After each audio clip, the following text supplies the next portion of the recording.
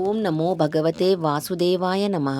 ఇవాళ మన భగవద్గీత శ్లోకం చతుర్థో అధ్యాయం జ్ఞానకర్మ సన్యాసయోగంలోని 38వ శ్లోకం. నహి జ్ఞానేన సదృశం పవిత్రమిహ విద్యతే తత్స్వయం యోగ సంసిద్ధ కాలేనాత్మని విందతి.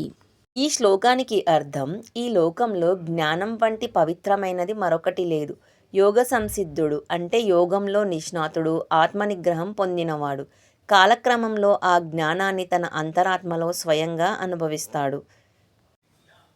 There is certainly nothing in this world as pure and sacred as knowledge. One who is perfected in yoga, discipline of mind and self, in due course of time realizes this knowledge within his own self. ఈ శ్లోకం ద్వారా మనం తెలుసుకోవాల్సింది ఏమిటంటే, ఈ లోకంలో జ్ఞానమంత పవిత్రమైనది, శుద్ధమైనది మరొకటి లేదు. కేవలం పుస్తక జ్ఞానం కాకుండా క్రమశిక్షణ, ఆత్మనియంత్రణ, ధ్యానం, సాధనతోనే ఆ జ్ఞానం మనసులో వెలుస్తుంది. మనమందరం భగవద్గీతను చదివి విని జ్ఞానాన్ని పెంచుకొని ధర్మాన్ని కాపాడుకుందాం. ధర్మో రక్షతి రక్షితః.